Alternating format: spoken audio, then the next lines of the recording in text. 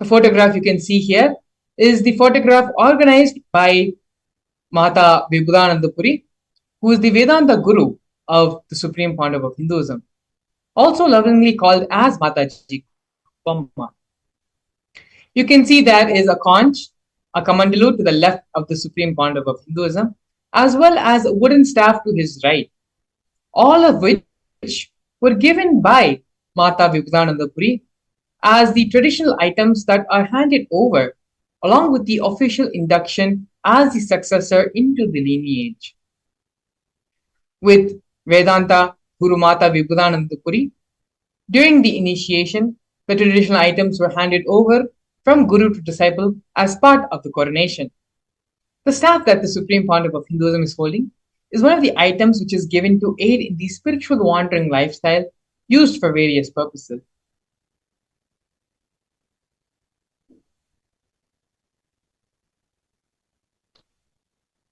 We are now looking at the early days of the mission of the establishments of Kailasa.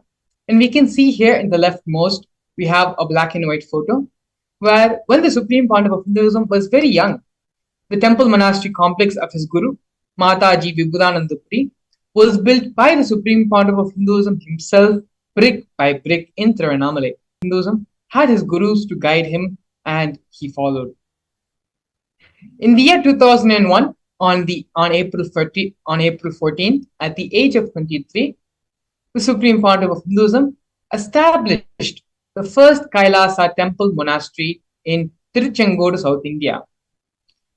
In this photo, you can also see the Supreme Pandava of Hinduism's own handwritten annotation on the photograph.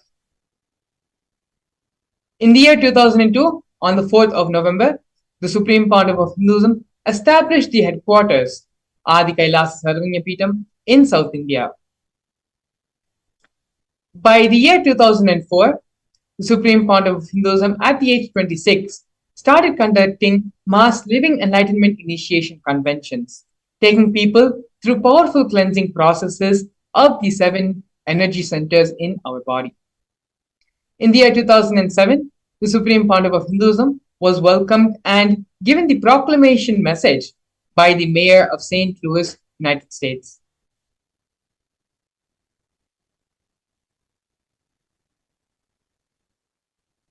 Here we can see from the year 2005 and 2010 glimpses of the Supreme Pandava of Hinduism conducting the mass living enlightenment initiations in India as well as all over the globe as well, in different parts of the United States and in other various parts of the world. We have here photos of the Supreme Pandava of Hinduism giving the discourse on stress to de-stress in Oklahoma Medical Baptist Center in the United States, as well as conventions in various parts of India.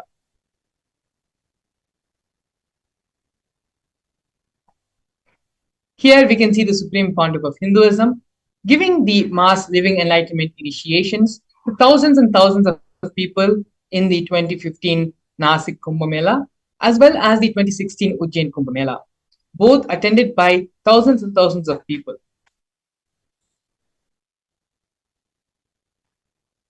Next, we're going to be looking at the various coronations being done on the Supreme Pandava of Hinduism, being coronated as the head of various different kingdoms and Madhadipatis. Here we have the Supreme Pandava of Hinduism being ordained as the 233rd Guru Mahasannidhanam of Kanchi Kailasa Sarvanyapeetham, which is the Tondai Mandaladinam. Next, we have the Supreme Pandava of Hinduism being coronated as the incumbent emperor of Suryavamshi Surangi Samrajya. Following that, we can see the Supreme Pandava of Hinduism being coronated as the present 23rd Guru Mahasannidhanam of Dharma Mukti Swargapuram. In the year 2012, the Supreme Pandava of Hinduism was coronated as the present 293rd Jagat Guru Mahasannidhanam of Kailasonati Shamalapita Sarvanyapita. In the same year, the Supreme Pandava of Hinduism was also coronated as the Mahamandaleshwar of the Mahanirvani Akhada, which is the largest apex monastic order of Hinduism. In the following years, the Supreme Pontiff of Hinduism was coronated as the 1008th Acharya Mahamandaleshwar, which is the head of all spiritual leaders of the Atal Akada, which is the ancient apex body of Hinduism, and was also elected as the Supreme Pontiff of Hinduism by a congregation of over 1,000 Hindu leaders, pontiffs.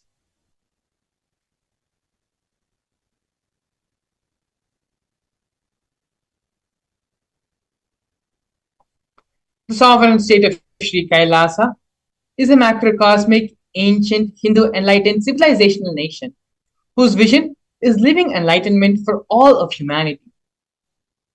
Kailasa's mission is to revive and share with today's world the practical applications of the greater sciences of authentic Hinduism, including Hindu cosmic physics, Hindu alchemy, Hindu cosmology, Hindu biology, Hindu mathematics, the power manifestation science, and other sciences as revived by the Supreme Pontiff of Hinduism.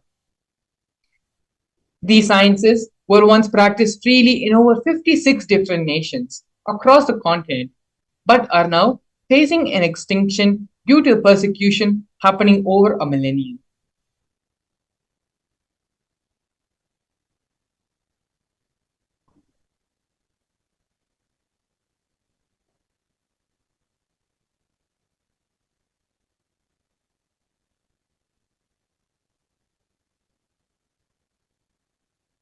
We're now going to be looking at the 108 different Sri Kailasa's United Nations initiatives.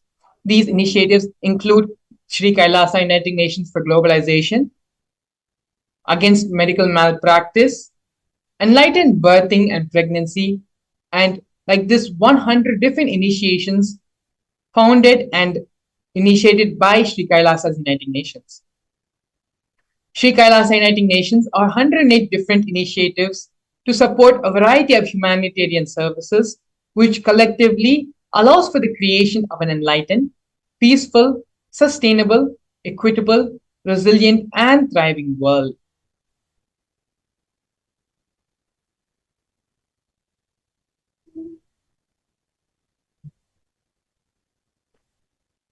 One of the many projects by Sri Kailasa Uniting Nations is the No Hungry Home project offered by Sri Kailasa Uniting Nations for nutritious food and a hunger-free world. Over the past 27 years, 1 billion meals have been served as Annadan by the Hindu ASMT communities in religious gatherings to everyone without discrimination. 10,000 meals are served on a daily basis, free of cost, and up to 100,000 meals are being served on festival days. And as you can see here, multiple photos of the Supreme Pontiff of Hinduism himself serving and doing the Annadan service.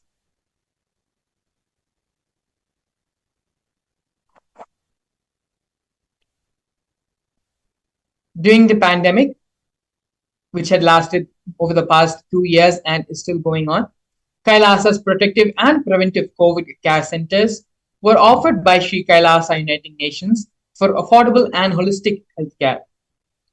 During the pandemic, the Supreme Pontiff of Hinduism converted his monastery campuses into a multi-layer quarantine facility free for all people, regardless of any differences in age, gender, caste, creed, ethnicity, color, social economic status, and so on.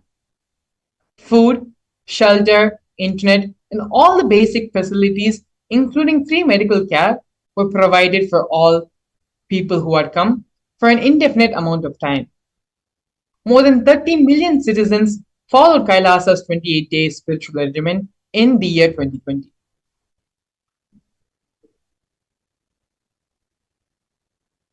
The next project, which we are seeing by Sri Kailasa Uniting Nations, is for education reform and development. The Nithyananda Hindu University is the largest Hindu university in the world established by the Supreme Pontiff of Hinduism.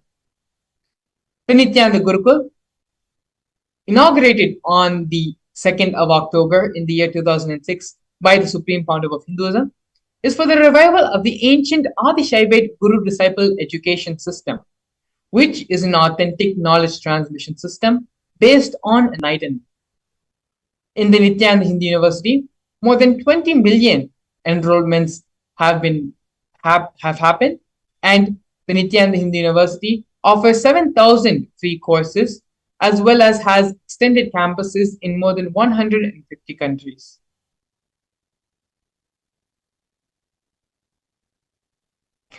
The next project is the Nithyananda Jnanalaya project and Hinduismpedia offered by Sri Kailasa Uniting Nations for the protection of Hindu scriptures. The Nithyananda Hindu Jnanalaya project was established by the Supreme Pontiff of Hinduism to collect and to preserve the 1 million Hindu scriptures while ensuring that knowledge is made accessible and shared free of cost to all. Collecting and preserving the 1 million source books on Hinduism. The Supreme Pontiff of Hinduism himself has authored more than 10,000 books in 3 different languages, and they have been translated into 50 other languages. The Supreme Pontiff of Hinduism has also published more than 10,000 articles and has given 10,000 hours of free discourses with over 1 billion views.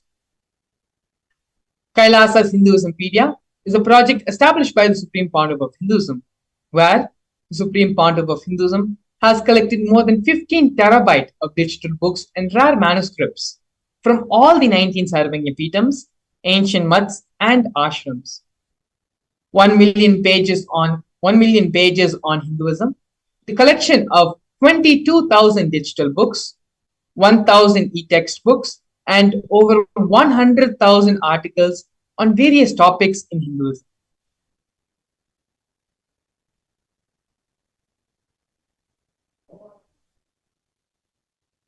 Here we can see the confluences for world peace offered by Sri Kailasa Uniting Nations for global peace and religious harmony. In the year 2009, the Supreme Pontiff of Hinduism organized a month-long peace walk covering 1,000 kilometers and 1,000 villages to bring together in harmony from all walks of life to promote feeling connection and oneness among people. During the walk, health camps were conducted in villages along its path.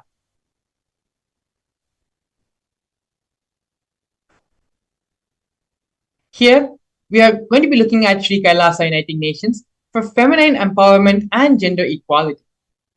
Kailasa's Yogini Sarvanya Peeta was for yoga and meditation universities to empower their quality of life and emphasis on life solutions through Vedas and Agamas, empowering the indigenous rural women, fighting against wrongful gender stereotyping, gender-based violence, and lack of inclusive and quality learning environments. Some of the initiatives include the Kailasa's Nithyananda Lakshmi project, which is a microfinancing service, Kailasa's Women Foundation and Women Empowerment Self-Help Centers, which have been launched in 108 places around the world since the year 2009. Kailasa's Ankita program, which is providing foundational literacy about working of basic community service and infrastructure establishments.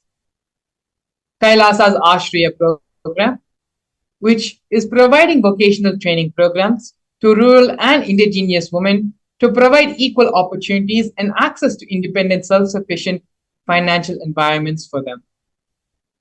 The Supreme Pontiff of Hinduism has revived the Vedic feminism in Kailasa, where more than 80% of the leadership positions are occupied by women.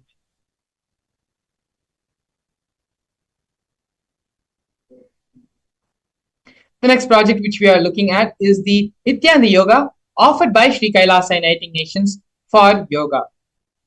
The Nithyananda Kriyas are 108 different Kriyas targeting the major disorders of diseases such as diabetes, arthritis, and blood pressure, given by the Supreme Pontiff of Hinduism and have been verified scientifically. The Supreme Pontiff of Hinduism has also revived the ancient pole yoga, Shivastamba yoga, and rope yoga, Kundalini Rajya yoga, in which yogic asanas, postures, and weight balancing techniques are performed to create the yogic physiology, aligning it to the cosmic geometry that manifests superconscious powers. The Supreme Pontiff of Hinduism was also awarded two Guinness World Records for the largest group yoga and largest pole yoga classes, bringing worldwide attention to these extraordinary forms of yoga. These Guinness World Records were established on the 30th of September and the 3rd of October, respectively.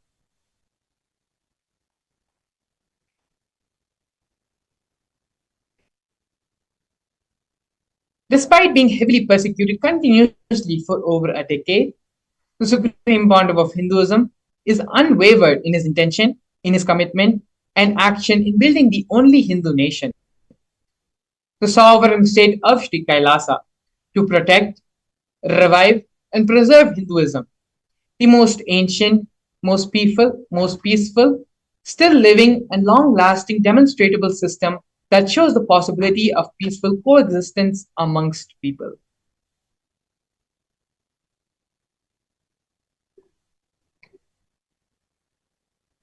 Now, we're going to be looking at one of the most historic moments in the history of the sovereign state of Sri Kailasa, where Kailasa, the first nation of Hindus, led by the Supreme Pontiff of Hinduism, Bhagwan Sri Nithyananda Paramashivam, spoke on behalf of the 2 billion global Hindu diaspora at the 14th session of the United Nations Forum on Minority Issues. A significant milestone in the history of Hindus and sovereign state of Sri Kailasa happened on the December 2nd, 2021, where His Excellency Sri Nityamoksha Priyananda, Ambassador Extraordinaire and Plenipotentiary of Kailasa, represented the persecution of Hindus at the 14th session of the United Nations Forum on Minority Issues. The theme of the forum was conflict prevention and the protection of human rights of minorities. This was the first time the plight of persecuted Hindu minorities was represented in the United Nations. The organized, ongoing, and systematic generational attacks on Hindu indigenous traditions were highlighted in this meeting.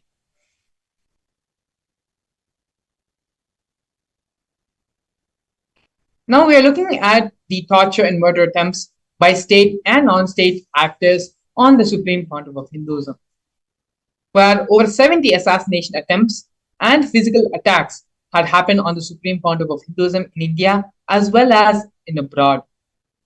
40 attacks on community members, destruction of monasteries and temples, over 60 incidents of attacks, molestation, and rape of women and women monks. Intense lawfare via over 100 false legal cases, intersectional persecution using the entire government mechanism, including the politically owned media, police, judiciary controlled by politicians, as well as inciting mob violence through the social media. Despite all these attacks and illegal persecution happening on the Supreme Pontiff of Hinduism, Swamiji, his unwavering intention, has built the Kailasa nation for the purpose of giving the superconscious breakthrough to the whole of humanity and to revive and protect Sanatana Hindu Dharma. Now that we have seen the introduction of who is the Supreme Pontiff of Hinduism, in the next segment, we're going to be looking at one of the most important and one of the most extraordinary contributions to humanity Supreme Pontiff of Hinduism has given, which is the science of the power manifestation. We're going to be learning about the Shastra Pramana of the science of power manifestation, exactly what is the power manifestation and what is the science behind the power manifestation, as well as the live demonstration of these powers with the blessings and grace of the Supreme Pontiff of Hinduism. We'll be back after a short break.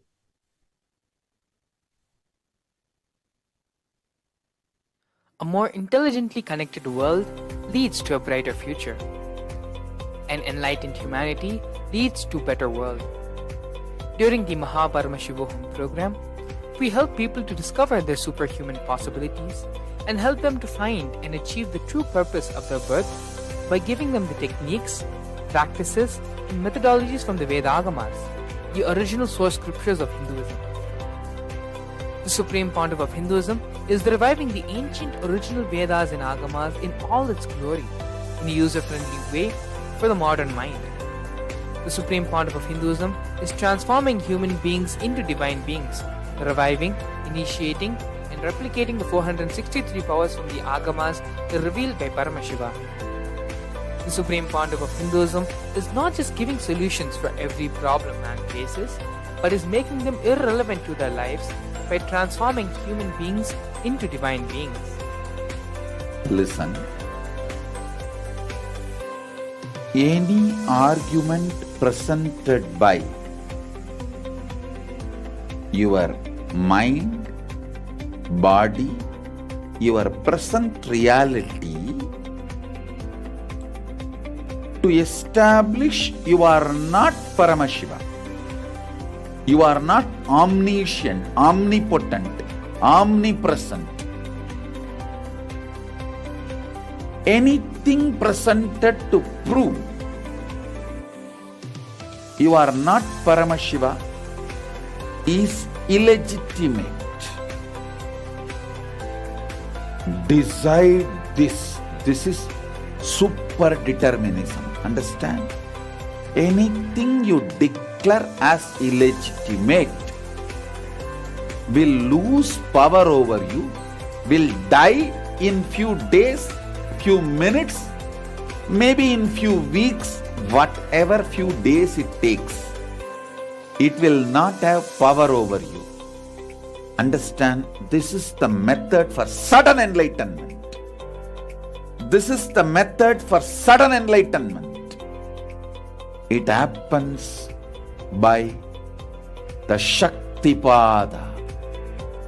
Here Paramashiva is sitting to tell you all, you are Paramashiva, you are me, with Shaktipada and Shaktinipada. The Dvitiya Vijnasa Krama is an extensive and thorough yoga sequence to prepare your body to receive the experience being given by the Supreme Pontiff of Hinduism. Through the yoga, which is aligned as per the source scriptures laid down by Paramashiva and the Agamas, you break all the impossibility in your body and in turn break the very cognition of impossibility. The program leads you to go beyond your human frame and limiting human ideas, which prevents you from living your highest possibility. I will reach you wherever you are, whichever corner of the world you may be. I will reach you with enlightenment. Again I tell you, I am not here to prove I am God, I am here to prove you are God. Don't wait to become divine. Register now at paramashivoham.org.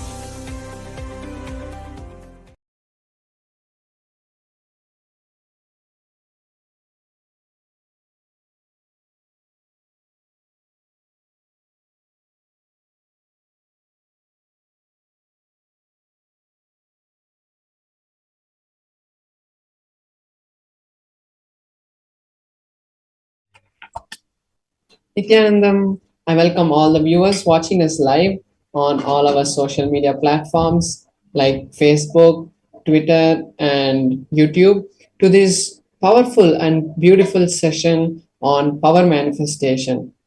Today, we're going to see the science of power manifestation. We're going to understand various aspects of power manifestation. We're going to see what is the difference between Shaktis and Siddhis. And ultimately, we are going to have a live demonstration of these extraordinary powers of Paramashiva.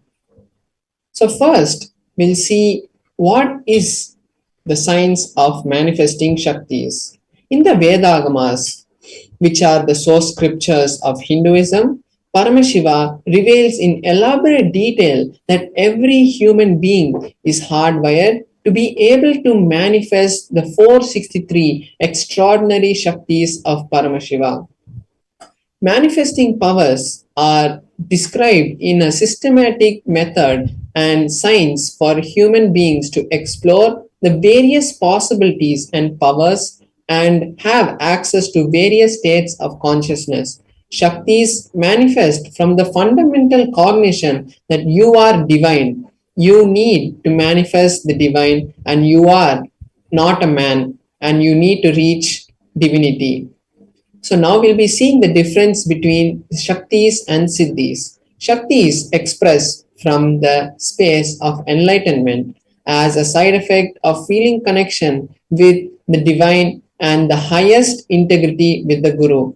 Whereas Siddhis are powers that manifest from tapas, which is penance, for enlightenment. When you strive to enlightenment, all the tapas that you do, what manifests at that time, the small powers that you get at that time is siddhis. Shaktis are the source of enlightenment. And as we said, Shaktis are it manifests from the state of enlightenment, whereas siddhis manifest on the path of enlightenment.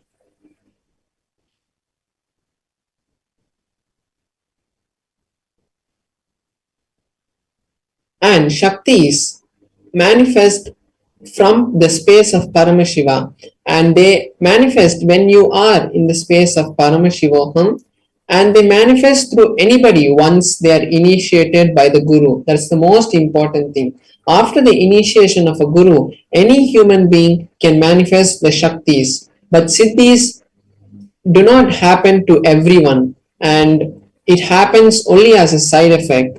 And Shaktis are permanent. Once you are initiated by the Guru, you manifest Shaktis, whereas Siddhis are not permanent and distract you from the path of enlightenment. Now we are going to see the modes of the various type of testing and foolproofing process that our ancient rishis have given to us.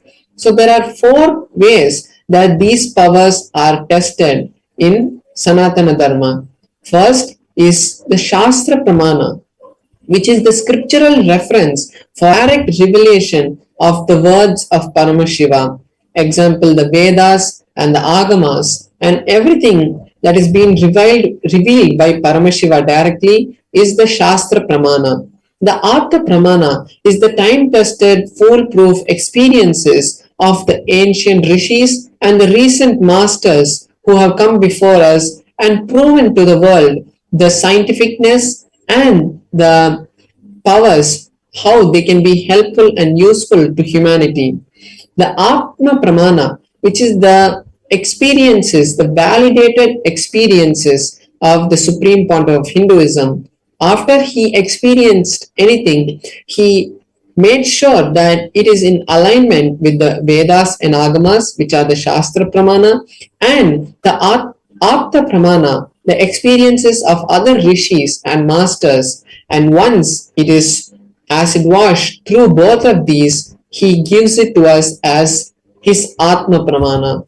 Then we have the Pratyaksha Pramana, which is the scientific study on these powers, what science is able to understand while these powers manifest.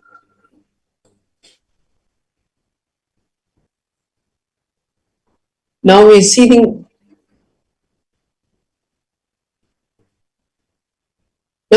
the source. Who is the source? From where do these Shaktis manifest? The answer is Paramashiva. Paramashiva is the primordial divinity in Hinduism, the ultimate reality and the cause, which is the self, effulgent, Swayam Prakasha, all pervading and untouched by time, and from this Paramashiva only this whole universe is manifested, and we manifest from the space of Paramashiva.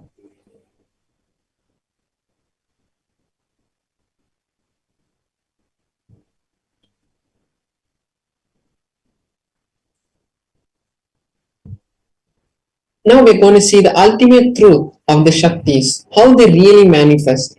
First, the Jnana, which is the powerful cognitions, is mapped, is given to the consciousness, to our consciousness. When we understand them, it becomes part of our consciousness and they manifest as prajnana in every being.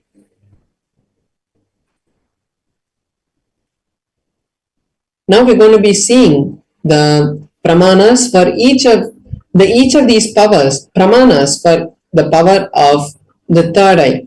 The third eye is the intra organ which has been given to us, given to all the humans, and can be awakened and initiated by an enlightened master or an incarnation. And as we have the Supreme Pontiff of Hinduism, who is the direct Nijavatara, the direct form of Paramashiva, through his initiation, we are able to awaken the third eye. So the Shastra Pramana, the scriptural reference for the power of third eye, is from the Vijnana Bhairava Tantra, which is a direct scripture, a scripture which has been directly revealed by Paramashiva to Paramashiva Shakti. And the verse is from the Vijnana Bhairava Tantra, Sutra 34. The verse goes, Kapalantar manonyasa tishtan milita lochanaha kramena manaso dadyat lakshayet lakshyamuttamam. The translation is, having fixed the mind on the inner space within the crown center, one should slowly stabilize the mind and without any movement, having the eyes in succession into the third eye. By that stability of the mind and the consciousness, one starts seeing beyond the physical eyesight and is able to see the ultimate goal, Lakshyam, and becomes the space of Paramashiva and complete oneness. So this is the Shastra Pramana for the power of third eye reading.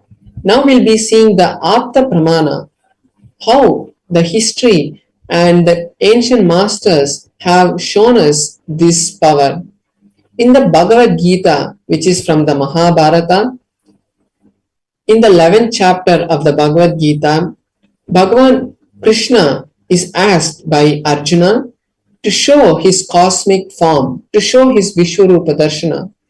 And Arjuna asks Krishna that he wants to see the cosmic form, the Vishwarupa Darshana. And Krishna says to Arjuna, but you cannot see my cosmic form with these physical eyes of yours. So I grant you the divine vision of the third eye, and with that vision, behold my cosmic form, my cosmic opulence. So this verse is the 8th verse of the 11th chapter. And after this initiation to Arjuna, he is able to see the cosmic form of Bhagavan Sri Krishna. And in the whole 11th chapter, Arjuna recites in a beautiful tone the various glories of the cosmic form that he is able to see. So this is the beautiful Apta Pramana from the history and the life of the ancient masters. Next we have the Atma Pramana, what the Supreme Pontiff of Hinduism experienced in his own life. Swamiji says in his own words, the first experience that I was able to see everything around me, above me, the whole 360-degree vision, 10 directions and below me, everything, I realized that I was not only able to see, I was able to feel, experience all that around me. So the Supreme Pontiff of Hinduism was able to that cosmic form around him, as we saw in the Shastra Pramana. He was able to see beyond the physical eyes and had the vision of the Lakshyam, the ultimate goal, and felt the oneness with everything around him. Next, we'll see the Pratyaksha Pramana for the power of third eye reading. The Pratyaksha Pramana comes from the direct life of the Supreme Pontiff of Hinduism, and they had done a PET scan on the brain of the Supreme Pontiff of Hinduism. We can see the picture. There we can see the picture where the Supreme Pontiff of Hinduism itself is undergoing the test. And when they had done the test, they were able to see the frontal lobe where the third eye is located activate almost 90%, and rest of the brain was all completely silent and had shut down, and they had seen intense activity in the frontal lobe where the third eye is. Now we'll be seeing the Shastra Pramana for one of the powers that manifest from the third eye, which is the power of consciousness over matter. So the Shastra Pramana is from the Vijnana Bhairava Tantra, Sutra 95, Dharana 120. Kvachid vastuni vinyasya shanay drishtim nivartayet tajnanam chitta sahitam devi shunyalayo bhavet. The translation is, by having fixed one's mind on the particular object, the vastu, one should slowly eliminate the thoughts, cognitions, and impressions about that object. Then one abides in shunya, the state where there is ultimate oneness and all inclusive, infinite inclusivity. So this is the beautiful translation of the verse from the Vijnana Bhairava Tantra.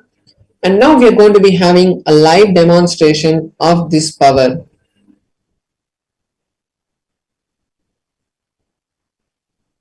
So now I'll be showing my Atmalinga. So we're going to be manifesting, I'm going to be manifesting this power with my Atmalinga. So the Atmalinga is basically a crystalline linga which is made from the spatika material or the quartz material, and then it is energized by the Supreme Pontiff of Hinduism itself and installs Paramashiva himself into this linga, and after that he gives each one of us, after an initiation, the beautiful Atmalinga. So what I'll be doing is I'll be placing my hand on a flat surface, and by the power of oneness, by the power of Paramashiva, we will all have the beautiful darshan of the Atmalinga standing by its own. And I'll be showing you now in a close-up camera the Atmalinga and my palm, and also I'll be showing, we'll all be able to see that there is no strings tied, and as the Atmalinga is crystalline material, no magnets can be used, and there's no glue or any other way that the Atmalinga is being moved.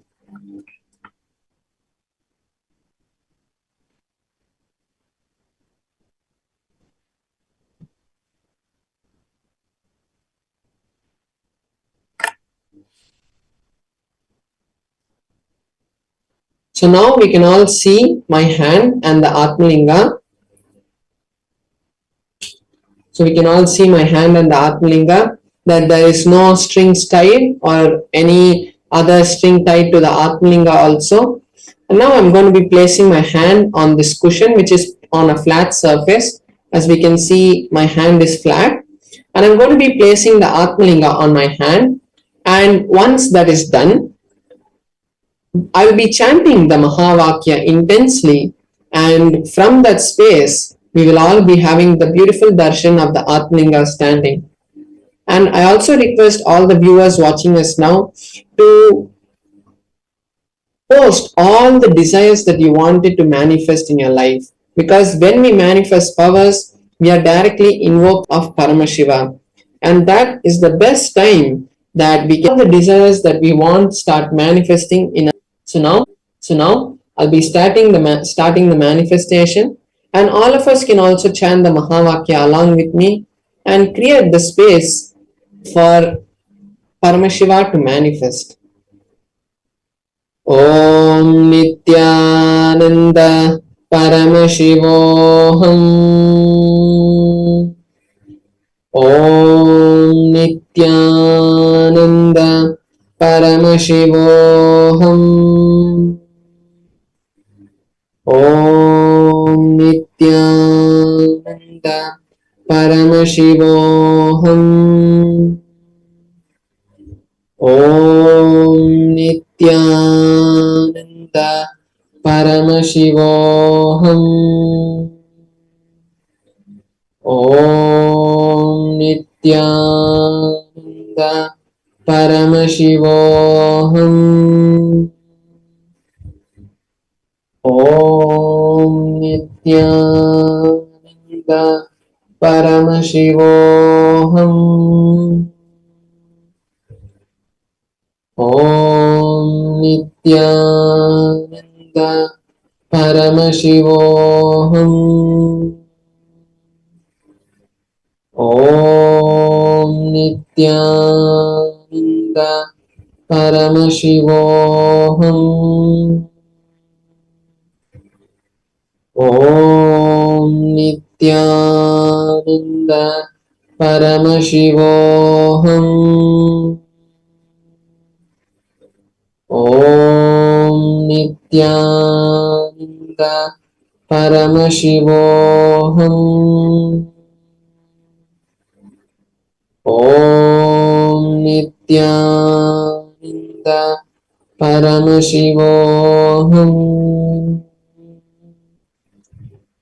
Om Nithyananda Paramashivoham. Om Nithyananda Paramashivoham. Om Nithyananda Paramashivoham. Om Nithyananda Paramashivoham. Yes, now we have seen the beautiful manifestation of the Atmalinga.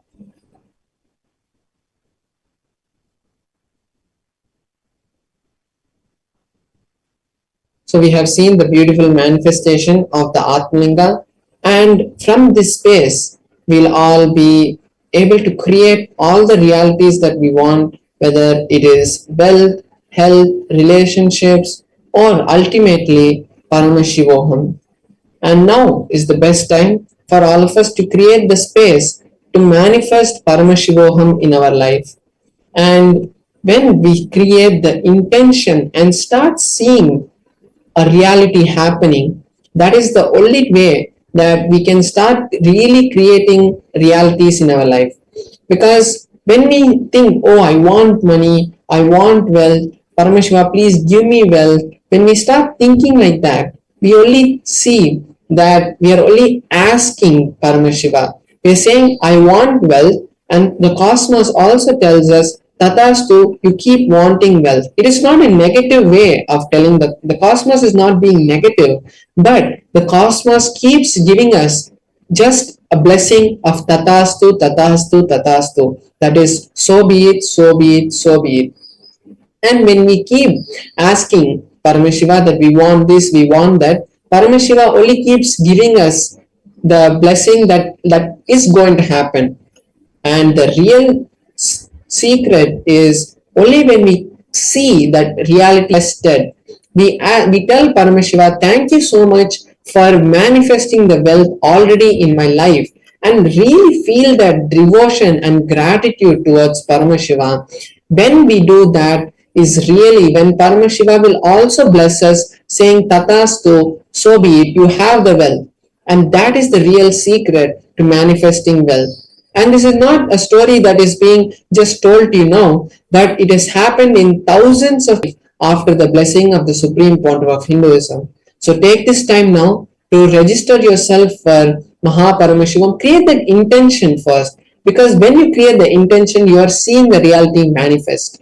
And when you see the reality manifest, automatically you are going to be seeing the manifestation happening. So now let us take this beautiful opportunity that Paramashiva has given us to manifest this reality.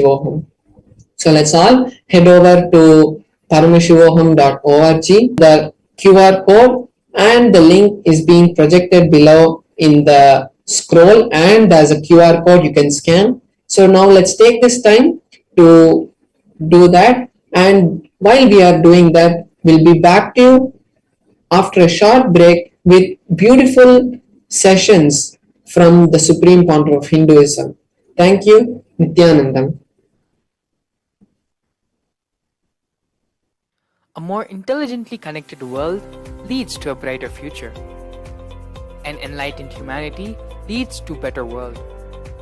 During the Paramashivam program, we help people to discover their superhuman possibilities and help them to find and achieve the true purpose of their birth by giving them the techniques, practices, and methodologies from the Vedagamas, the original source scriptures of Hinduism.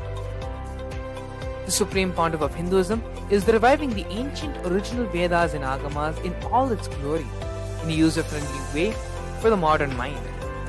The Supreme Pontiff of Hinduism is transforming human beings into divine beings, reviving, initiating, and replicating the 463 powers from the Agamas revealed by Paramashivam. The Supreme Pontiff of Hinduism is not just giving solutions for every problem man faces, but is making them irrelevant to their lives by transforming human beings into divine beings. Listen. Any argument presented by your mind, body, your present reality to establish you are not Paramashiva. You are not omniscient, omnipotent, omnipresent. Anything presented to prove you are not Paramashiva is illegitimate. Decide this. This is super determinism. Understand? Anything you declare as illegitimate will lose power over you, will die in few days, few minutes, maybe in few weeks, whatever few days it takes. It will not have power over you. Understand, this is the method for sudden enlightenment. This is the method for sudden enlightenment. It happens by the Shaktipada. Here Paramashiva is sitting to tell you all, you are Paramashiva, you are me, with Shaktipada and Shaktinipada. The Dvitiya Vijnasa Krama is an extensive and thorough yoga sequence to prepare your body to receive the experience being given by the Supreme Pontiff of Hinduism. Through the yoga, which is aligned as per the source scriptures laid down by Paramashiva and the Agamas, you break all the impossibility in your body and in turn break the very cognition of impossibility. The program leads you to go beyond your human frame and limiting human ideas, which prevents you from living your highest possibility. I will reach you wherever you are, whichever corner of the world you may be. I will reach you with enlightenment. Again I tell you, I am not here to prove I am God, I am here to prove you are God. Don't wait to become divine. Register now at Paramashivam.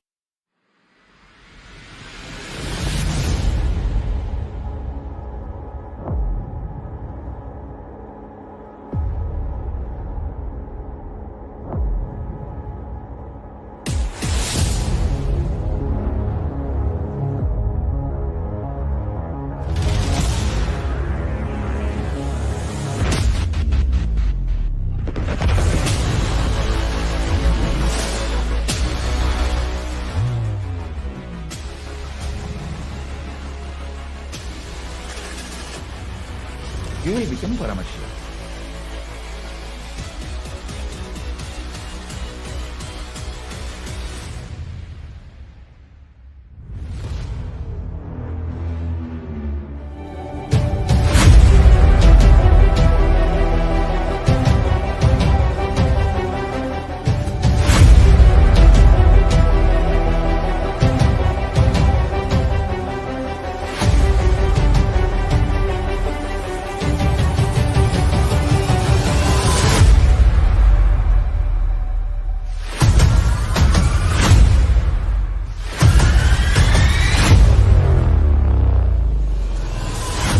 whatever I shared till now, condensing the whole thing and reviving it as experience, starting from completion, unclutching,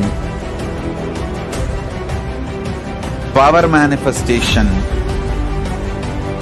the states of consciousness, and the planes, multiple planes, everything.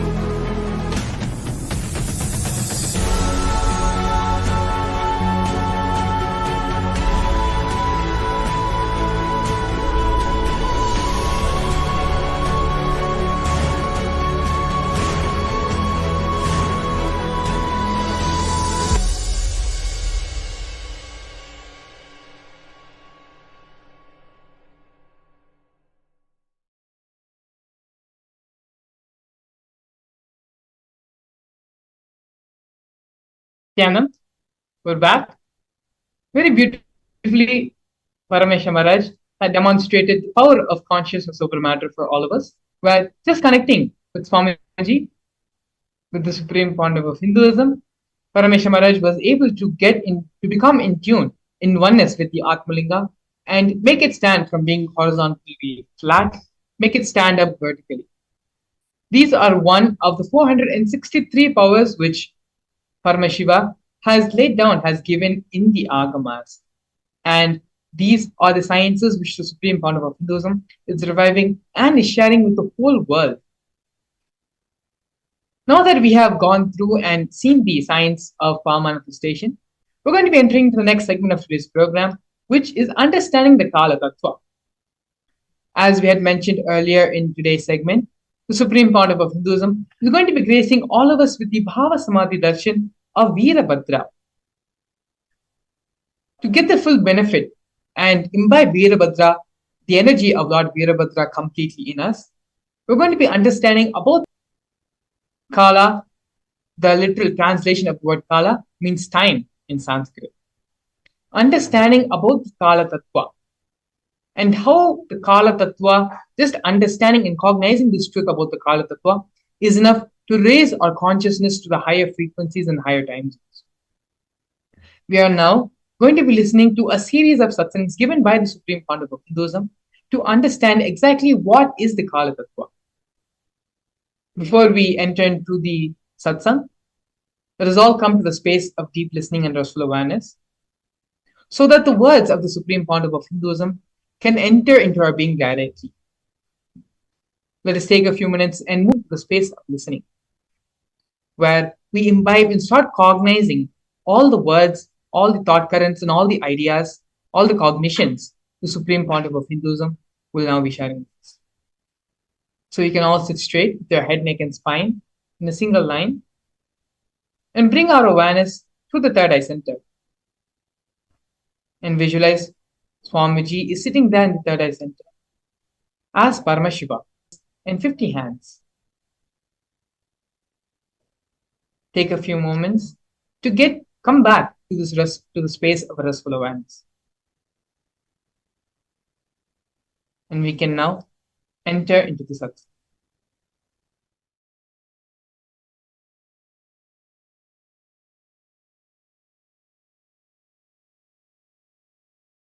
Directly. Kala, that's the fourth dimension. No difference between your Kala and Kala of the universe. Tell me, is there any difference? Your Kala and Kala of the universe.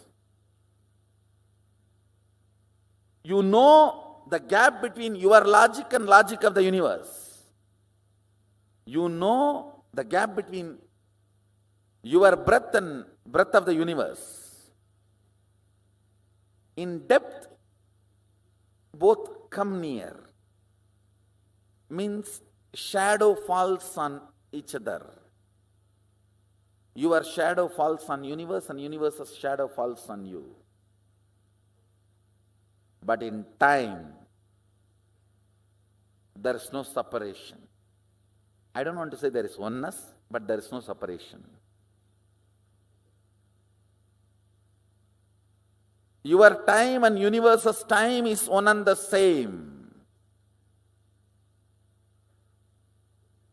Listen.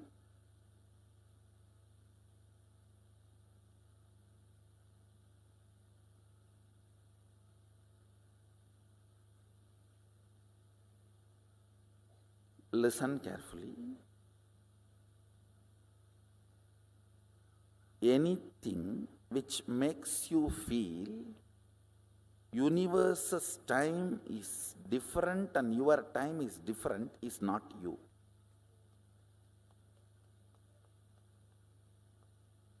If you feel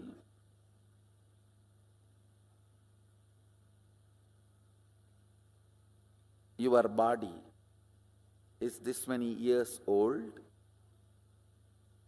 it is separate from the universe, that is not you.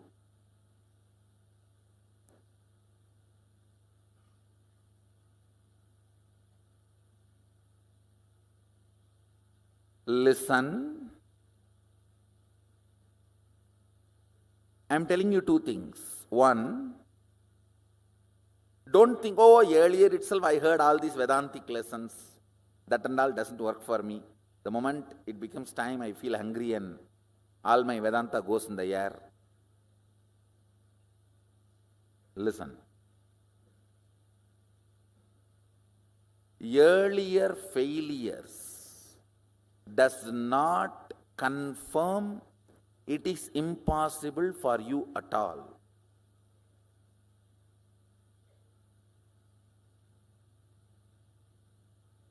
Earlier you might have failed due to various reasons.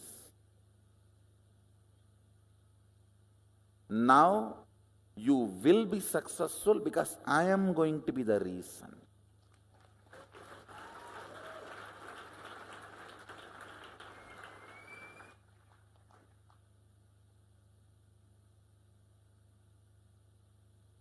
Listen, I may be ferocious, but I am a go-getter. I'll make you get it. I am integrated to my job. I'll either convince your logic or confuse your logic. I'll make you to come to the conclusion and this cognition. Let me put it in this way. Listen.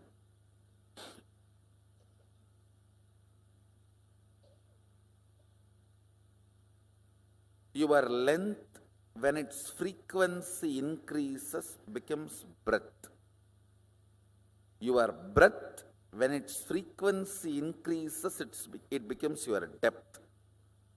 Your depth, when the frequency intensely increases, it becomes your time.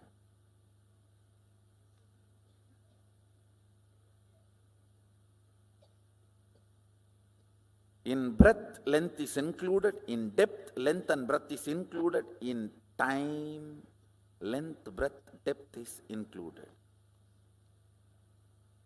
This fourth dimension is the space where your so-called normal human life faces a breakthrough. Listen carefully. Anybody who is introduced to the time dimension, Kala, manifests even one or two powers related to Kala. you are liberated from death. Listen carefully. You need to know the principal unit why you are manifesting powers or why you are not manifesting powers. If you know, that solves literally every possible problem. Time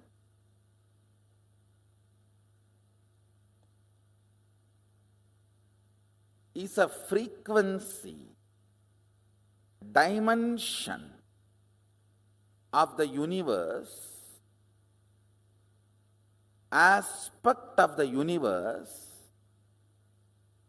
where you and universe are reverberating in the same frequency.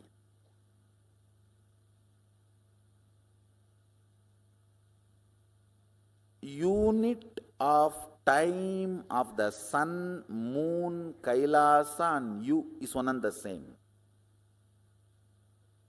Listen, yesterday I said, our 1 year is 1 day for them, but unit is same. Only quantity different. How many of you are understanding? It's only but not. So in Tattva, principal unit, listen carefully, your logic and logic of the Devatas are different. They are not same. Your breath and Devata's breath, not that far away, little closer. Your depth and Devata's depth, little more closer. But in time, your unit of time and their unit of time is one and the same. There is only quantity difference.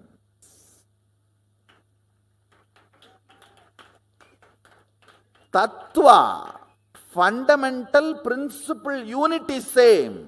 How many of you are getting it?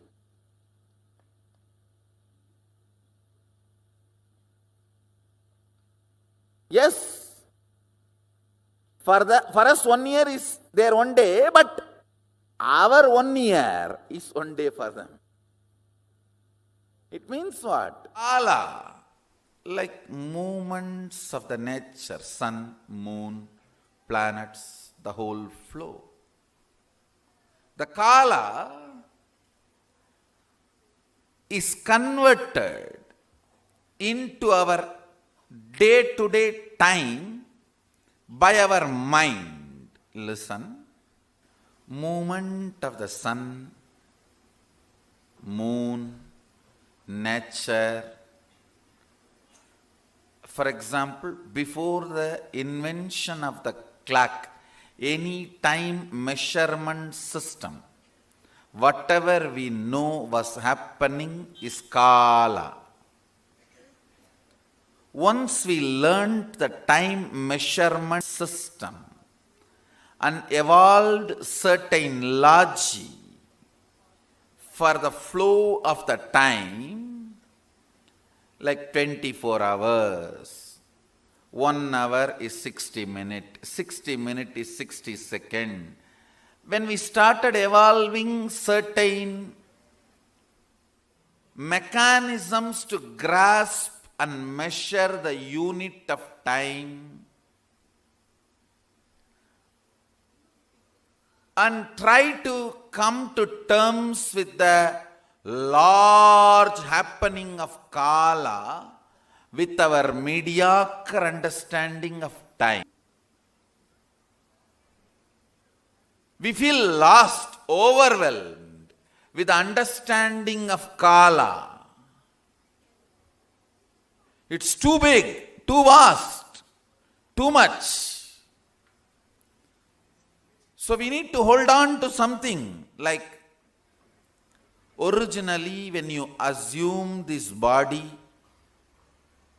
you do not hold this body. You may own it, but you don't possess it. You just live in your superconscious space radiate you, have this body also as part of you. But unfortunately, somehow you want to be more defined.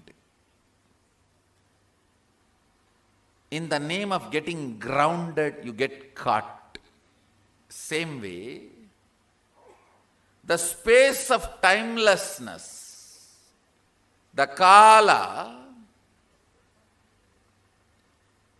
is too much for you to exist. For various reasons, you start understanding Nera, means your time, as Kala. Understand?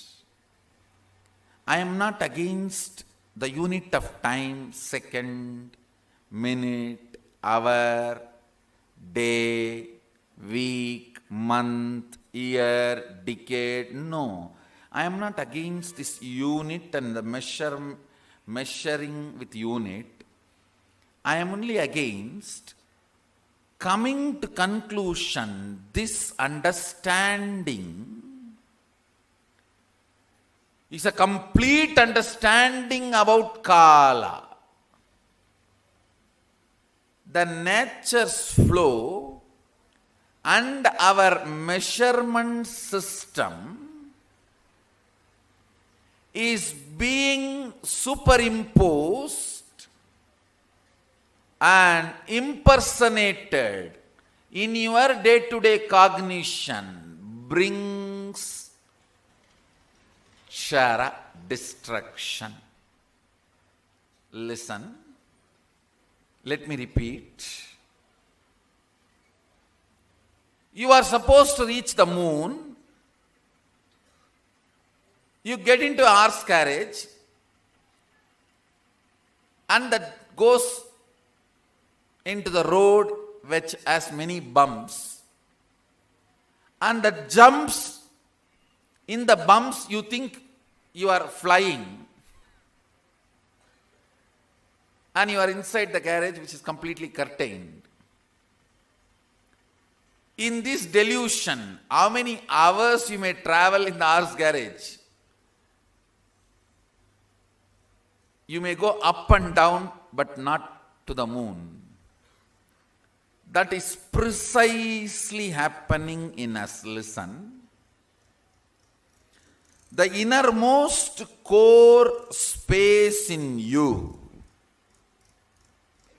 is constantly in the mood that you are beyond the Kala. In your day-to-day life, you are constantly cognizing day-to-day time. I'll give you some more examples. In your inner space, if you decide purpose of your life is money, so your Kala gets converted into your time. Every day your time, particular hours are spent on making money. Listen. Same way, in your innermost space, if you decide the purpose of your life is health, then that gets converted into an action point. Everyday time, particular time you spend for yoga or making yourself healthy, whatever you believe as which brings you health. As experience, this experience is available in me. I'll have to just construct it as a thought current for you to understand in your logic. So, listen very carefully.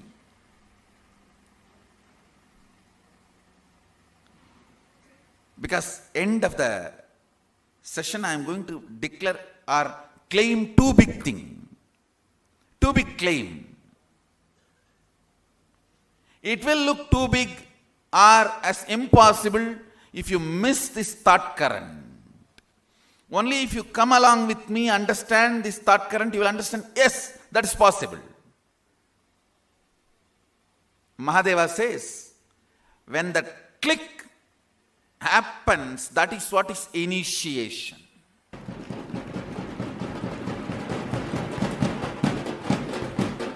When I share, declare, claim something, if it hits your inner space and your core feels, yes, it is possible, then initiation has happened.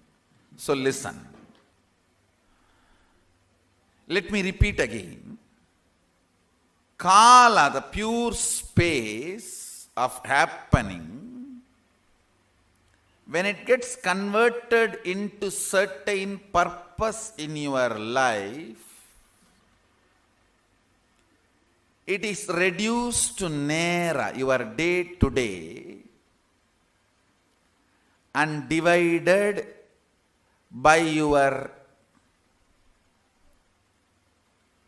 unquestioned enemies occupying your time. Listen. This is one more word I am introducing. Many of you never questioned, do you need so much of food you are taking for your day-to-day healthy life? Do you need so much of sleep you are having for your day-to-day healthy life?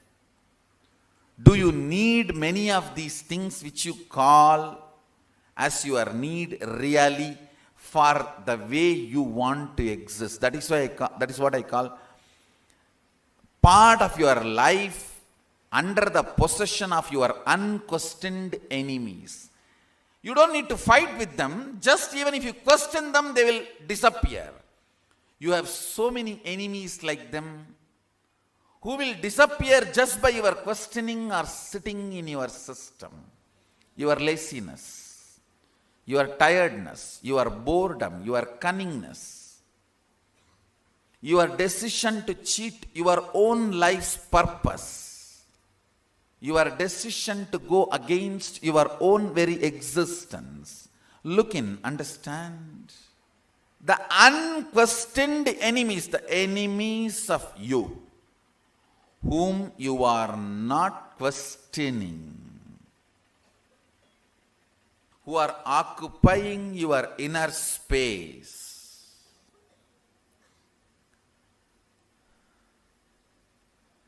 They divide and create gap between your Kala and Nera. Means your existence and your perception of your existence. Surely all the time you can measure, 100 year or 200 year put together is not your Kala or life. Listen. Then whole 100 years, if you are going to make $10 billion as per the calculation you have, somebody gives $10 billion, you are ready to die? No. That's too stupid. That's foolish. You all know the Kala as huge possibilities than the Nera with which you function. Nera means time. When the Kala gets mapped in your unconscious way of living, it is called time. The translation of the existential reality into your perception reality. Existential reality is Kala and your perceived reality is time. In this conversion, I should say it is more like a convulsion, not even conversion. In this convulsion,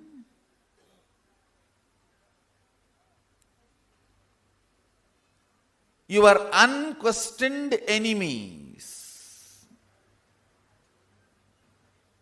the enemies you entertain in your perception just because you never questioned them.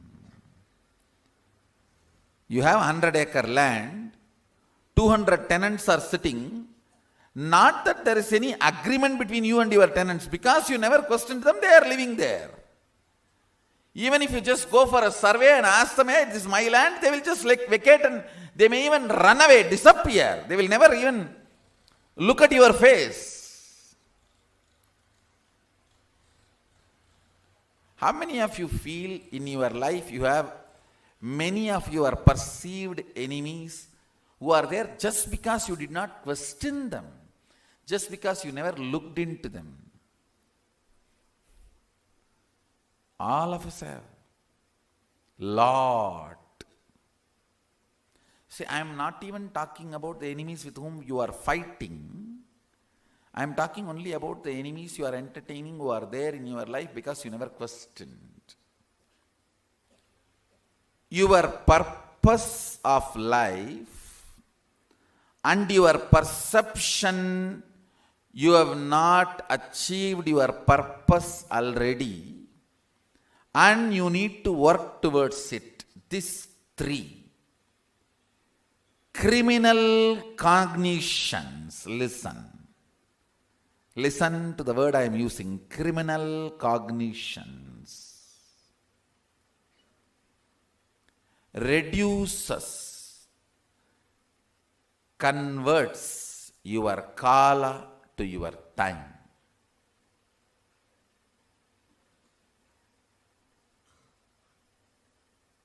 Aligning many of the fundamental understandings with the first principle of life. The first principle of life is oneness. Using the first principle, oneness, when the problems and questions are handled, conversion of your kala into time is drastically reduced. Understand? Depth of personality means your ability to handle all the fundamental questions of life with oneness in the source itself. In the source itself, if you handle many of your questions, your kala will not be reduced to time. Your inner space will reside more and more in kala. It will not go through the fears and greeds of time. All fear and all greed is your ability to understand whether you have less time or more time. That's all. All your fears, when you feel you don't have enough time, and all your greed is when you perceive you don't have enough time to enjoy, achieve what you want. This one understanding of time releases you from all fear and greed.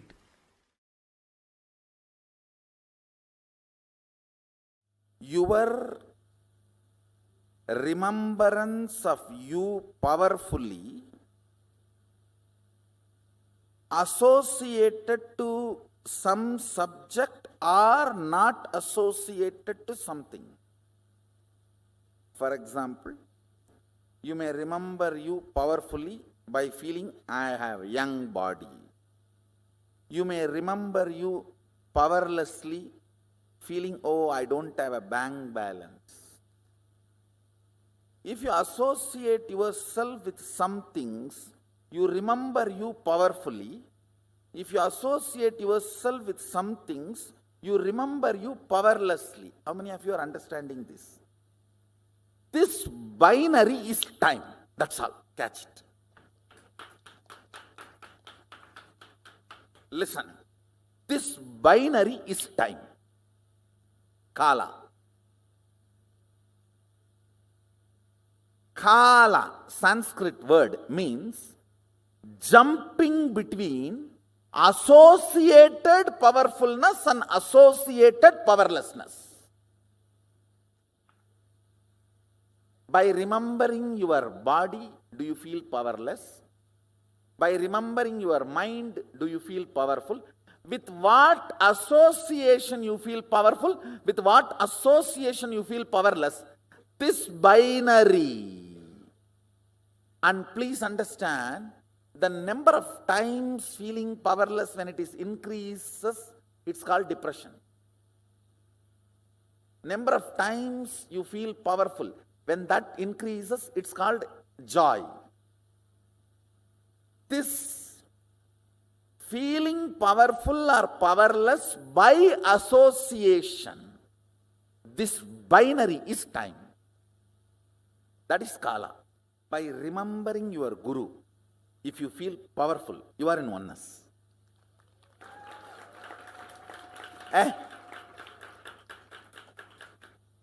என்ன வேணா இருக்கணும்டா, இருக்கட்டும்டா. கடவுளே என் பக்கம், அப்புறம் என்னடா?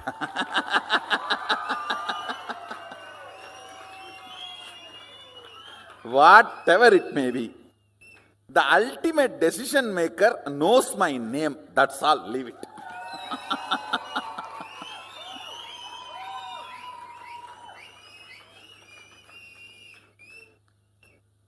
That is actually the initiation.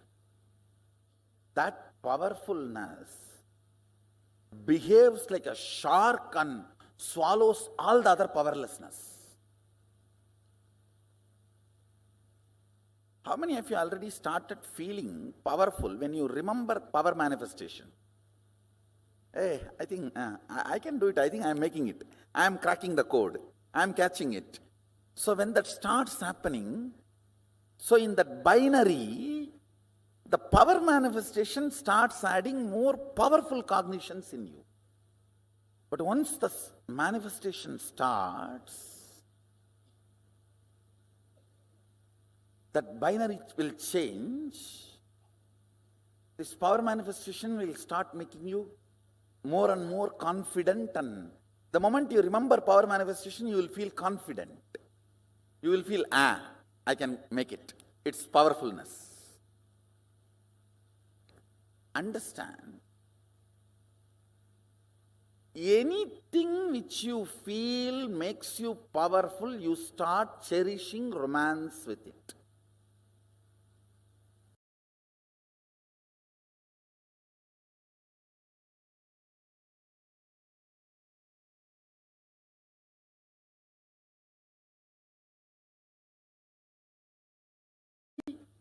The power manifestation starts adding more powerful cognitions in you. But once the manifestation starts, that binary will change. This power manifestation will start making you more and more confident, and the moment you remember power manifestation, you will feel confident. You will feel, I can make it. It's powerfulness. Understand, anything which you feel makes you powerful, you start cherishing romance with it. Cherished romance. Listen carefully. Cherished romance makes the frequency of you in tune with the time. That is why time is forgotten when you are in love. When you are in love, you do not know how time passes. How many of you are catching what I am saying? Being in cherished romance with the whole life is mastering time dimension. about this binary. Associating with something feeling powerless or powerful. This binary is kala. Associating with something and feeling powerful is cherished romance. You start cherishing romance with it because it is making you powerful. It may be power manifestation or guru, God, with whatever. It can be even money, anything with which you feel it is making you powerful, you cherish romance with it. And cherished romance raises your frequency to the frequency of kala. That is why when you are in romance with something, time is forgotten. You don't know how the time is moving. If you are sitting with your close friend 3-4 hours, you don't even remember time is lost. Your dating period. With the whole life being in cherished romance is what is powerfulness of the kala dimension. Just listen to this one fundamental truth.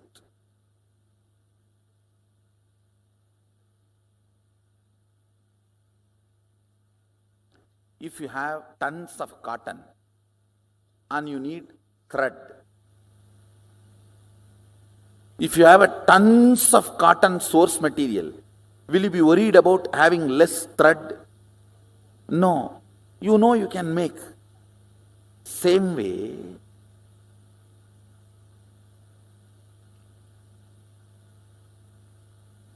if you have understanding about kala, you know you can make any amount of time for your body and mind. I'll give you the secret given to Bhishma by Ganga. Bhishma is Ichcha Mrityu. How many of you know that? He can choose death when he wants.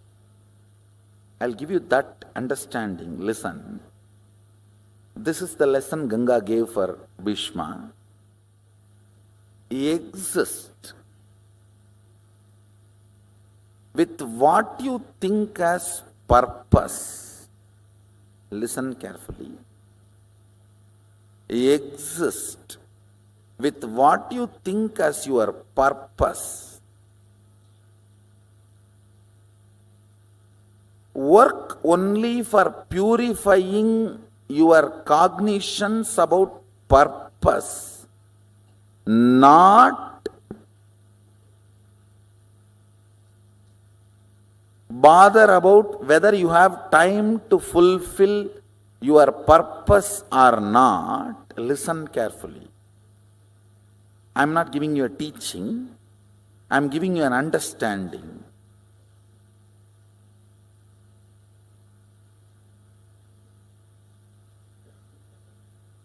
The number of times you remember you have become old makes you old. How many of you understand that? You remember you don't have time makes you don't have time, not to have time. How many of you are getting what I am saying? Now the next statement I am going to make is little mystical, but listen. If you die as a billionaire,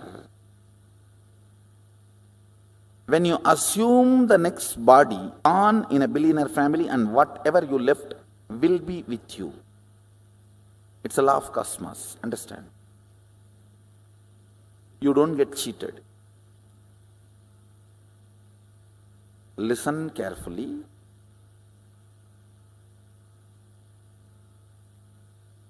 Lives after lives after lives, you are a continuous rhythm. It's a little mystical, but I'll establish experientially for you in the next few power manifestation and powerful cognition manifestation.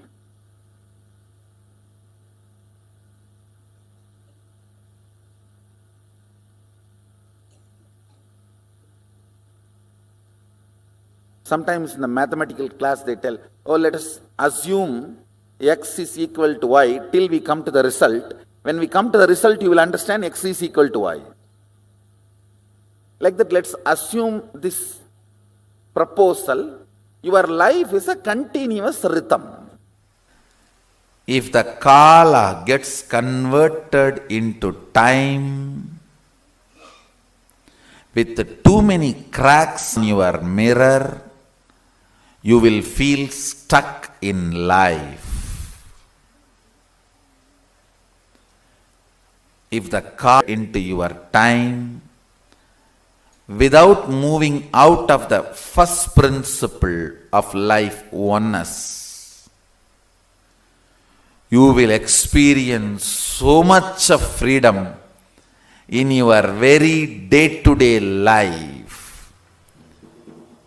Listen, both of you, a liberated being and the bound being, may have the same clock, but you will not have same time. You will not have same kala. You may have same chronological time, but you will not have same psychological space kala. In this conversion of kala into time, your internal organs and intra-organs go through heavy damage. That damage is responsible for old age, ill health, ultimately death. Cleaning up that damage caused by time on your internal organs and intra-organs by the pure first principle thought current of oneness is called Kundalini awakening.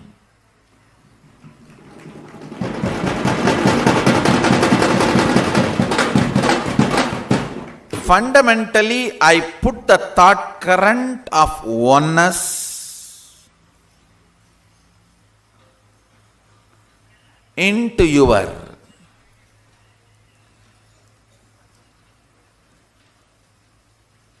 internal organs and intra-organs.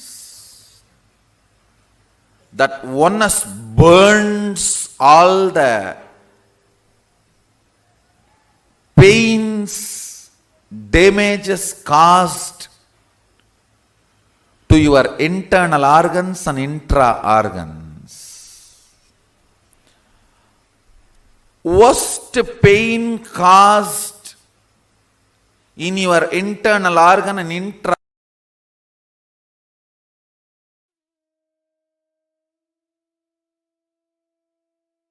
Yes, beautifully.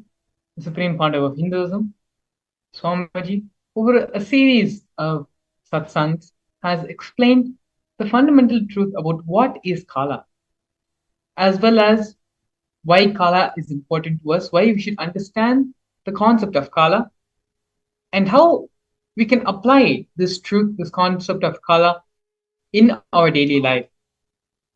For almost 40 minutes, through various different ways and various programs, the compilation of the whole truth about Kala has been presented to all of us now. Now here, we have a small exercise which we can all do now to understand and solidify our understanding about the Kala Tattva. As Swamiji had said in the satsang, just the understanding about this Kala Tattva is enough. Swamiji also shared the truth and the science behind how we can extend our life and create time for ourselves. How a cotton mill creates a cotton thread out of cotton, the raw material. The same way, in our life, we can create time as we wish, as we want. Time starts manifesting in your space.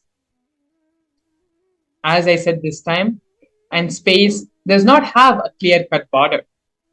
For some people, in this time-space continuum, this time-space dimension, if it is 100 meter, consider a 100-meter long clock. For some people, 70 meters is time and 30 meters is space. For some people, 30 meters is time and 70 meters is space. People, even 2 meters, only 2 meters is time and the rest 98 meters is space. For some people, 98 meters is time and 2 meters is space. Listen, these are the direct words of the Supreme Founder of Hinduism. When the length dimension starts manifesting its possibilities in all its multiple levels, it gives birth to the breadth dimension. When the length dimension and breadth dimension both starts manifesting all its possibilities in multiple levels, it gives birth to the depth dimension. When the length dimension, depth dimension, breadth dimension, all three starts giving birth to all the infinite dimensions of them in multiple levels in all possibility, spontaneously and simultaneously, they give birth to a dimension called time. Let me repeat the internalization exercise once more. This requires a little bit of your listening in the space of deep restful awareness. This understanding of Kala Tattva is enough to change your whole perception about life, about your reality, and start manifesting life as the way you want it to happen. I'm going to repeat the internalization exercise once more. These are the direct words of the Supreme Founder of Hinduism. Time starts manifesting in your space. As I said, this time and space are a clear-cut border.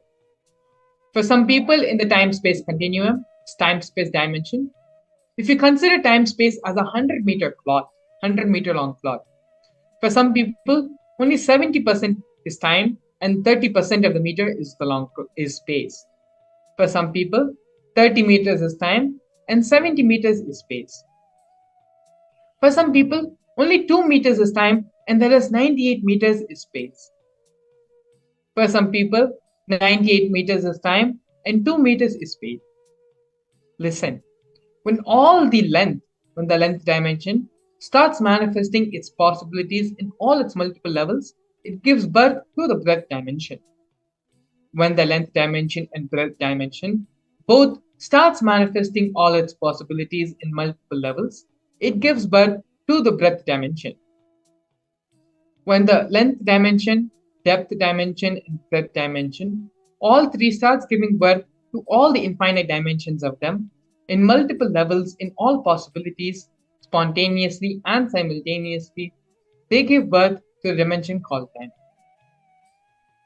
Understand, this is a very, very strong concept and strong truth which we need to internalize and take time to digest this truth.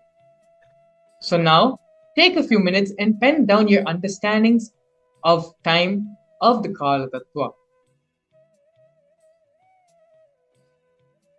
Write down 3 things that you want to manifest in your life and how you are going to approach this manifestation with this new concept, which we all learned from Swamiji now, about the Kala Tattva. Contemplate and evaluate the ratio of time and space in each of these manifestations. Going over the exercise once more, time, space are not two separate things. In one long canvas, which is our reality, some is occupied by time and some is occupied by space. It is through this permutation combination, all the things are being manifested in our life. When we come to the understanding and allow our length dimension to manifest completely and give birth to the breadth dimension, allow the breadth dimension in us to manifest in all its possibilities, length and breadth together, it gives birth to the depth dimension. When all these dimensions start manifesting in their full possibility, in their full capacity, they give birth to time, to the Kala Tattva. So now, how are we going to use this Kala Tattva, this principle, this cognition, this teaching, this Tattva which Swamiji has given all of us now? how is this going to practically be applicable in our life? Let us start by penning down 3 things which we want to manifest. After penning them down, write how we are going to approach this manifestation and evaluate the ratio of time and space in each of these manifestations. Please take a few minutes, get your pen and pencil, sit and start the internalization exercise.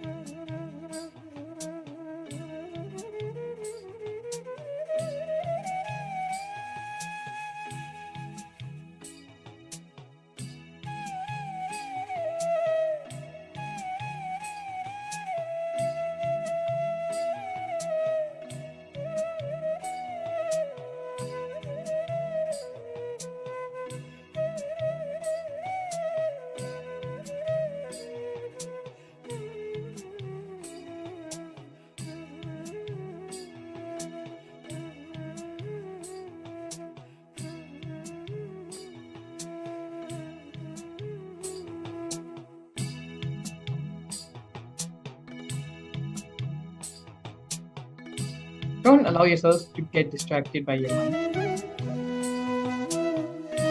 Continue the process sincerely. After this process, we're going to be having the Darshan, the initiation of the Supreme Pontiff of Hinduism, manifesting in the Bhava Samadhi of Lord Virabhadra. When we do this process, when we do the internalization, we allow ourselves to open up to the energy, to the frequency of Lord Virabhadra. It is through these various processes and exercises and contemplation on the Kala Tattva, our brain starts vibrating in the same frequency, in the same time zone of Lord Virabhadra. So understand, this is a very important step to manifest and to get into the same time zone, same frequency wavelength of Lord Kala Bhairava.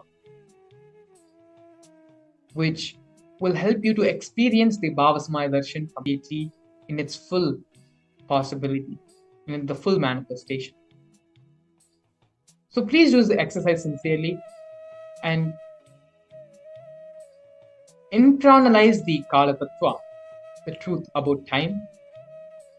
Write down the 3 things that you want to manifest in your life and how you are going to approach this manifestation, as well as evaluating how much of this manifestation will be in the time and how much of this manifestation will be in the space.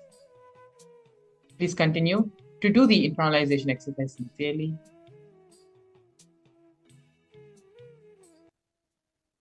As I said before, it is through these exercises which we do every day before the actual Bhava Samadhi Darshan, which helps us to raise our frequency, raise our wavelength to that of the Bhava Samadhi Darshan which is going to happen. Like today, the Supreme Pontiff of Hinduism is giving the darshan of Lord Virabhadra. The Supreme Pontiff of Hinduism will be vibrating in that frequency, that highest wavelength of Lord Virabhadra, and is going to be mirroring those neurons, mirroring that experience into all of us.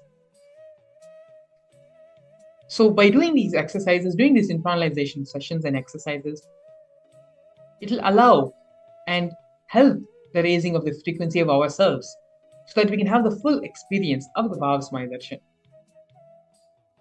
Please go ahead and continue the process, the internalization exercise.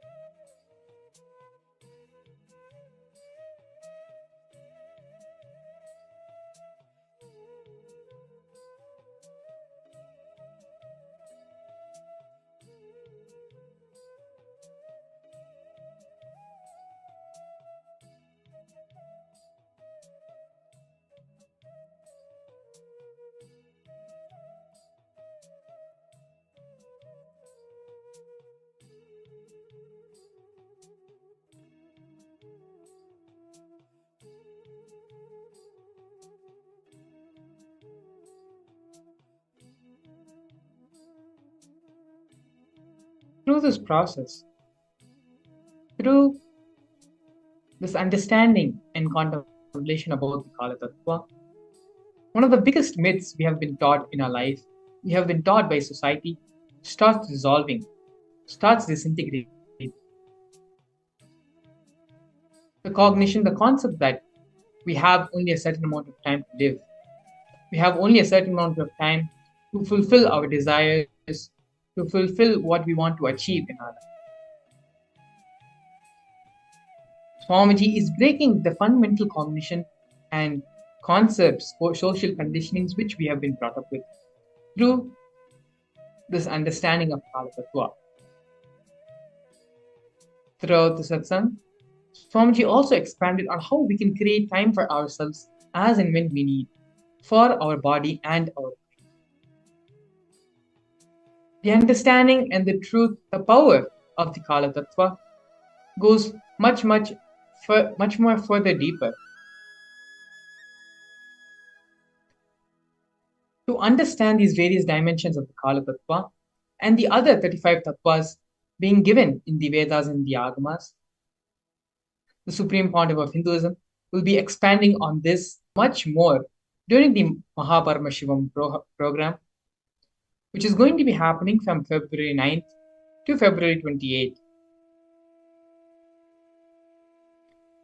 Through this process, through the program, not only is the Supreme Pontiff of Hinduism going to be explaining and giving in-depth detail and understandings about these various tattvas, vertical time zones, and multiple dimensions, the Supreme Pontiff of Hinduism is also going to be giving you the experience of these in the program. If you follow the QR code, which is being projected below, and go to the link and register for the Paramashivam program now, today, not only will you be able to have access and to have the darshan and listen to the Supreme Pontiff of Hinduism, giving all these truths and giving this experience to you, but also the Virabhadra Darshan, Virabhadra Bhava Samadhi Darshan, which is going to be happening today, will also be available to you. Now that you are doing the process and you are understanding the Kala Tattva and opening yourself and raising your frequency to that time zone, to that wavelength, all that is left is having the darshan of the Supreme Pontiff of Hinduism as Lord Virabhadra. To have the darshan and awaken your consciousness, raise your frequency, your wavelength to that of the higher vertical time zones, all you need to do is scan the QR code or directly go to the website paramashivam.org, where you can register yourself for both the program and the Bhava Samadhi Darshan. Today, Swamiji has expanded on only one tattva, which is the Kala Tattva. To understand and learn more about the remaining 35 tattvas and other concepts, truths, and realities, such as the vertical time zones and the multiple dimensions, all this and more can be experienced in the Paramashivam program, Paramashivam program. So please do take this opportunity to go ahead and visit the website paramashivam.org, or you can scan the QR code being projected on the screen and register yourself for the Paramashivam program. After you have finished your internalization process, you can please take a few minutes and go ahead and register yourself for the program.